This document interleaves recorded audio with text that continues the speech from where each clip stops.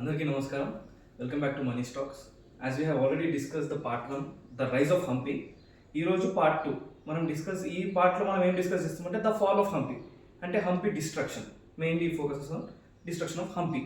So ఎవరైనా part 1 video కనుక చూడకపోతే కంపల్సరీ వెళ్ళి చూడండి. నేను డిస్క్రిప్షన్లో లింక్ పెడతాను, ప్లస్ పిన్ కామెంట్లో కూడా లింక్ పెడతాను. ఆ వీడియో చూస్తే మీకు ఒక కంప్లీట్ అండర్స్టాండింగ్ వస్తుంది.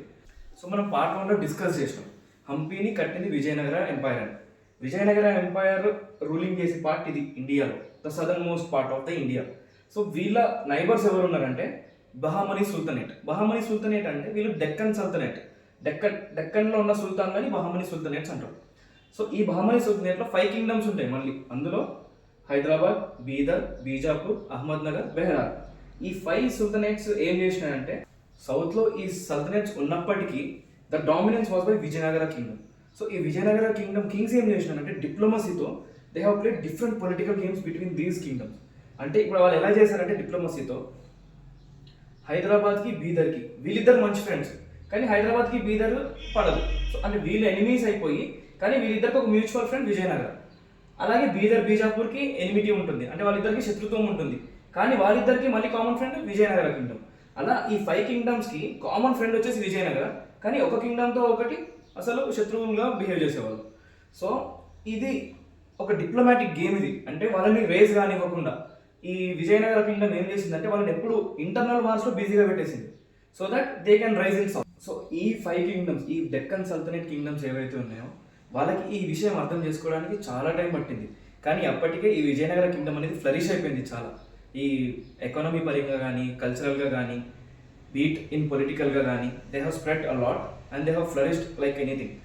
అప్పుడు వీళ్ళు రియలైజ్ అయ్యారు, ఈ 5 కింగ్డమ్స్ రియలైజ్ అయ్యి లేదు, ఈ డెక్కన్లో విజయనగర కింగ్డమ్ మనల్ని యూజ్ చేసుకుంటుంది, మనల్ని వాడుకొని వాళ్ళు ఫ్లరిష్ అయిపోతున్నారు, మనం మాత్రం కొట్టుకొని వస్తున్నాము అని వాళ్ళు రియలైజ్ అయ్యి వాళ్ళు ఒక ప్లాన్ చేసినారు. ఏంటి? 5 కింగ్డమ్స్ కలిసిపోయాయి. 5 కింగ్డమ్స్ బికెమ్ 1 కింగ్డమ్. ఒక కంప్లీట్ ఒక యూనిఫికేషన్ జరిగింది. యూనిఫికేషన్ జరిగి they started marching towards Vijayanagara. విజయనగరానికి దండయాత్ర స్టార్ట్ చేస్తారు. సో ఆ దండయాత్ర మొదలుపెట్టి జనవరి 1565 1565 సంవత్సరంలో జనవరి నెలలో బ్యాటిల్ ఆఫ్ తల్లికోట జరిగింది. సో బ్యాటిల్ ఆఫ్ తల్లికోట అంటే ఇది తల్లికోట అనే రీజన్లో జరిగింది. తల్లికోట ఎక్కడంటే మన బార్డర్స్లో ఉంటుంది, ఎక్కడ మన బీజాపూర్, కర్ణాటక, బీదర్ ఆ బార్డర్స్లో ఉంటుంది తల్లికోట. సో తల్లికోట బ్యాటిల్లో ఏం జరిగిందంటే 5 సుల్తాన్స్, ఈ 5 సుల్తాన్లు కలిసి విజయనగర కింగ్డమ్, అప్పుడు విజయనగర కింగ్డమ్ రాజు వచ్చేసి రామరాయ, ఈ రామరాయ పైకి అటాక్ వెళ్ళారు. సో వెళ్ళినప్పుడు సరే దీన్ని ఈ విజయనగర కింగ్డమ్ ఎలా ఫేస్ చేసిందంటే, విజయనగర కింగ్డమ్ మనం పార్ట్ 1లో మాట్లాడుకున్నాం, వాళ్ళ ఆర్మీ వచ్చేసి 1,5 lakhs యాక్చువల్లీ. సో అందులో 70,000 మంది ఏమో క్యావలరీ, అంటే మన హార్స్ అశ్వదళం, మిగతా వాళ్ళు ఈ గజదళం, ఈ ఆర్చరీ వీళ్ళందరూ ఉన్నారు. కానీ ఈ 5 kingdoms, the sultanate kingdoms army మొత్తం యూనిఫై చేసినప్పుడు ఎంత అయిందంటే 3 లక్షల మంది. So it was out numbering with 1:2. So అప్పుడు ఈ రాజరాయ ఎవరైతే కింగ్ ఉన్నాడో విజయనగర కింగ్డమ్, ఆయనకు ఒక ఆలోచన వచ్చింది. ఆయన ఏం చేసినాడంటే ఆయన ఏనుగు మీద కూర్చున్నాడు, ఏనుగు అంబారీ మీద కూర్చొని ఆయన ఎంత హైట్ అయితే ఉంటాడో భూమి నుంచి అంత హైట్ ఉన్న ఒక బంగారం కుప్ప, బంగారము డైమండ్స్తో కలిగి ఉన్న ఒక కుప్పని పేర్చాడు. పేర్చి అతను ఏం చెప్పాడంటే ఈ వార్ మనం గనక గెలిచినట్టయితే ఈ బంగారంతో మొత్తం ఈ ఉన్న కుప్ప మొత్తం ఆ సైనికులకు ఇచ్చేస్తా, ప్లస్ ప్రతి ఒక్కరికి ప్రమోషన్స్ ఇస్తాను, ప్రతి ఒక్కరికి చిన్న చిన్న ఊర్లు ఇస్తాను పాలించుకోవడానికి అని ఒక ఆశ చూపించినాడు. దీన్ని వాళ్ళు ఒక మోటివేషన్లా భావించి సైనికులు దేవర్ ఫైటింగ్ విత్ 1:3, ఒక్కొక్కరు ముగ్గురిని చంపుకుంటూ వెళ్ళిపోతున్నారు. సో ఇలా జరుగుతున్న వారు ఎక్కడ చేంజ్ అయిపోయిందంటే జిలానీ బ్రదర్స్ ఎవరంటే రామరాయకి కమాండర్స్, ఆర్మీ కమాండర్స్, వీళ్ళిద్దరు ముస్లిమ్స్.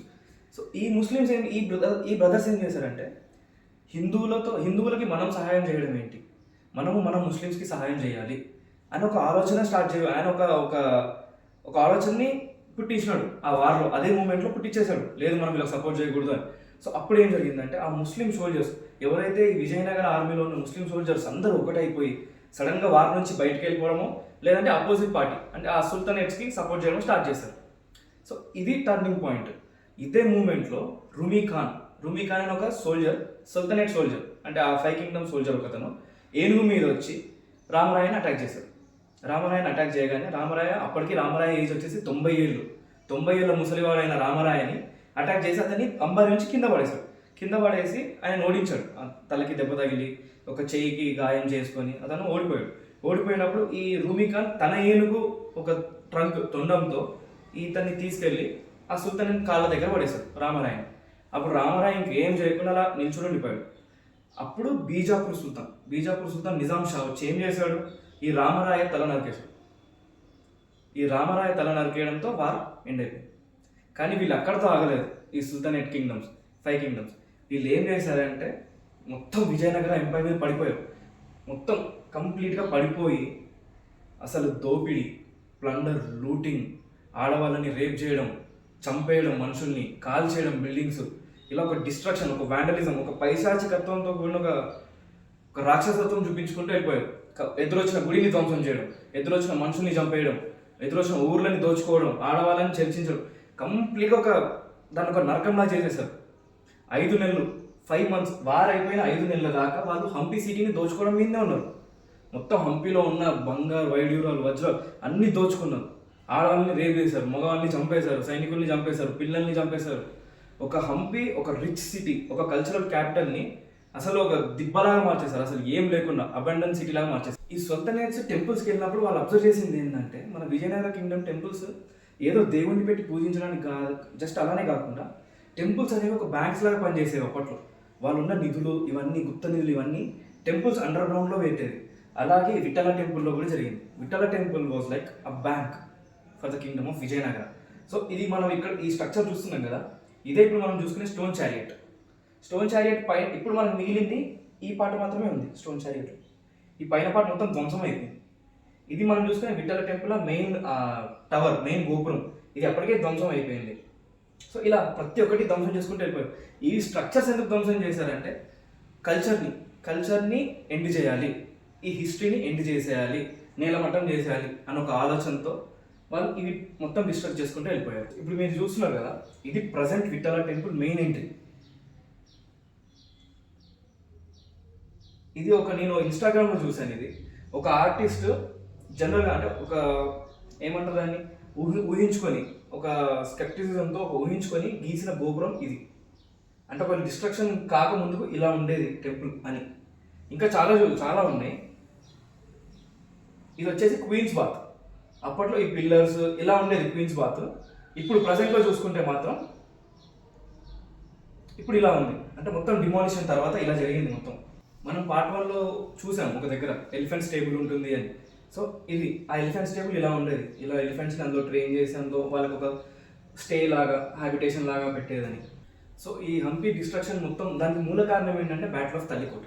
సో బ్యాటిల్ ఆఫ్ తల్లికోటలో మనం చూసుకున్నాం ఎలా అయితే ఈ జిలానీ బ్రదర్స్ మన రామరాయ కింగ్ని మోసం చేసి వాళ్ళు యుద్ధాన్ని గెలిచి ఈ హంపిని డిస్ట్రక్ట్ చేయడం మొదలుపెట్టారు. అసలు డిస్ట్రక్ట్ చేస్తూ వాళ్ళు ఫస్ట్ చేసింది ఏంటంటే, వాళ్ళకి తెలిసింది ఏంటంటే కింగ్డమ్స్లో ఉన్న సంపద మొత్తం టెంపుల్స్లో ఉంటుంది. ఆ టెంపుల్స్ని ఏమనే వాళ్ళు అని ఇప్పుడు ప్రజెంట్ దాన్ని ఒక సైంటిఫిక్గా రీసెర్చ్ చేసి దానికి ఒక నేమ్ పెట్టారు, సాక్రెడ్ కాంప్లెక్స్. అంటే టెంపుల్స్లో ఓన్లీ దేవుడే కాకుండా అదొక కంప్లీట్ మార్కెట్ ప్లేస్ హంపి అనేది. టెంపుల్ బయట మార్కెట్స్ ఉండేది, అక్కడ ఎకానమీ జరిగేది, అక్కడ వచ్చిన డబ్బులతో వాళ్ళు వెల్ఫేర్ చేసుకునేది, అంటే ఇంకా ఫర్దర్గా ఇన్ఫ్రాస్ట్రక్చర్ డెవలప్ చేసుకునేది, రోడ్లు వేయించుకునేది. సో ఇలా ఒక సాక్రెడ్ కాంప్లెక్స్ ఉండేది, అక్కడ ఒక డెవలప్మెంట్ జరిగేది, ఒక అర్బనైజేషన్ జరిగేది. సో హంపి అనేది not just a city, not just some normal capital city, it's a cultural, economic and political capital along with urbanization. So ఇలాంటి మోడర్న్ కాన్సెప్ట్స్ అన్నీ we can relate to Hampi and we can think about in that way. ఒకనొక టైంలో ఇలా కూడా చెప్పుకున్నారు, Vijayanagara kingdom second largest kingdom in India and the largest Hindu kingdom in the India. అంటే first kingdom వచ్చేసి ఢిల్లీ సల్తనెట్స్, వాళ్ళ తర్వాత లార్జెస్ట్ కింగ్డమ్ ఇన్ ఇండియా వచ్చేసి విజయనగర. అండ్ హిందూ కింగ్డమ్స్లో Vijayanagara is the largest kingdom. అంత ఫ్లరిష్ అయింది కింగ్డమ్. కానీ డౌన్ఫాల్ మాత్రం బ్యాటిల్ ఆఫ్ తల్లికోటతో. ఒకప్పుడు అతిపెద్ద కింగ్డమ్కి అతిపెద్ద రాజధాని నగరంలో మెదిలిన హంపి ఇప్పుడు ఒక శిథిలాల్లో ఉంది. యాజ్ నేను పార్ట్ 1లో కూడా చెప్పాను, హంపిలో ప్రతి స్టోన్, ఇంత చిన్న స్టోన్ కూడా హిస్టరీ ఉంటుంది. సో మనం నెక్స్ట్ టైం నుంచి ఏదైనా ప్లేస్కి వెళ్ళినప్పుడు will try to know the history of that place. ఎందుకంటే ఇండియాలోనే ప్రతి మాన్యుమెంట్కి ఒక హిస్టరీ ఉంటుంది, ప్రతి మాన్యుమెంట్కి ఒక some science is behind every monument. I believe that. Thank you friends for watching the video. ఒకవేళ మీకు ఇన్ఫర్మేషన్ సెన్సిబుల్గా అనిపిస్తే అట్లీస్ట్ ఒక ఫ్రెండ్కి షేర్ చేయండి.